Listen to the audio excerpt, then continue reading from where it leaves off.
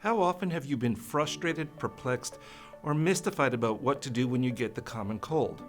And why does it seem that each time you go to a healthcare provider, you get different advice? Well, let's start off with the understanding that there is no such thing as the common cold.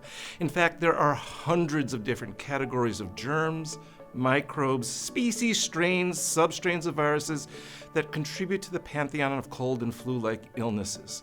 Sometimes you'll lose your voice, you'll cough, get fever, have a sore throat, maybe get pink-eyed, just to name a few of the common symptoms that can get you down.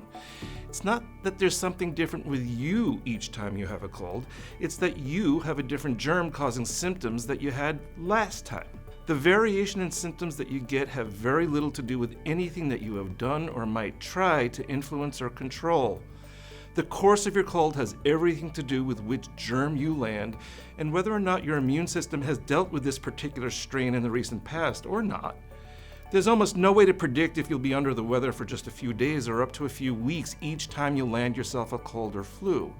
So how do you know if you might actually have a sinus infection or if you may need a prescription like antibiotics?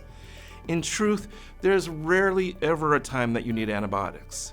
Our understanding of sinus issues has improved and developed over the years, and the approach to treatment has changed quite dramatically.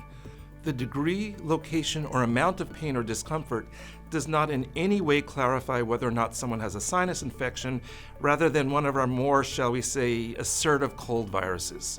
Green mucus also does not indicate that you have a sinus infection. In fact, green phlegm indicates that your snot is chock full of white blood cells. This is often very good news, as white blood cells fight off germs, and it's very likely that you're right around the corner from improving when your mucus gets green or thick. It's all part of the body's natural healing process.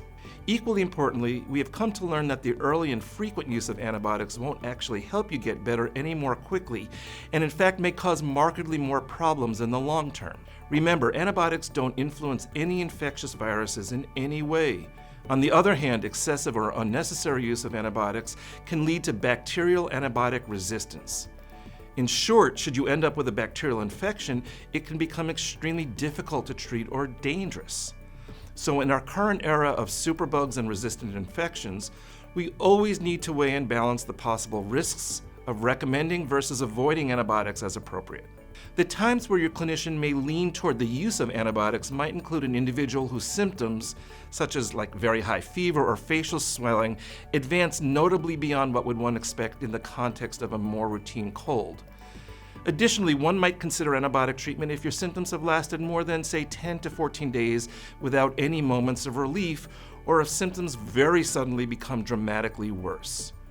You're almost always much better off waiting, building up your own immune repertoire to fight off future bouts, and avoid the risk of walking into the worry of a resistant infection. By the way, you may hear healthcare folks use the phrase URI or upper respiratory infection when describing your illness, which is actually another way of saying you have a cold. While the word infection is inside that phrase, upper respiratory infections are almost universally caused by viruses, and viruses can't be influenced by antibiotics. So yes, a cold is in fact an infection, but not a serious or life-threatening one in otherwise healthy individuals.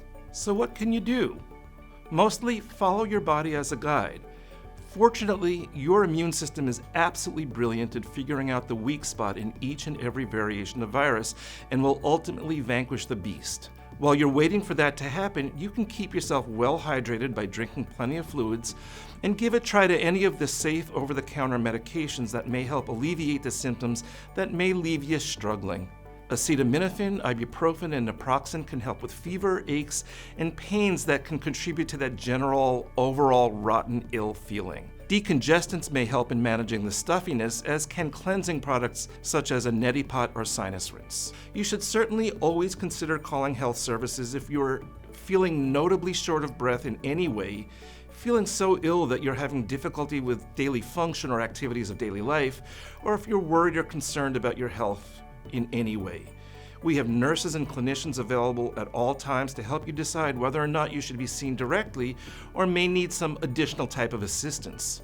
You will have colds on and off throughout your life. In fact, you're more prone to have colds in college and university settings as viruses circulate in communities with frequent interpersonal contacts. Please do your best to be thoughtful to those that you come in contact with. Sneeze into your elbow, Wash or sanitize your hands frequently and cover your cough. In the meantime, get yourself a lot of tissues, a bunch of really good snacks, and watch lots of Scooby-Doo and Flintstones reruns. These have been the best treatment approaches that we've had for the past 50 years, and until we come up with some new treatment approaches, they'll be what you'll be leaning on to get you through.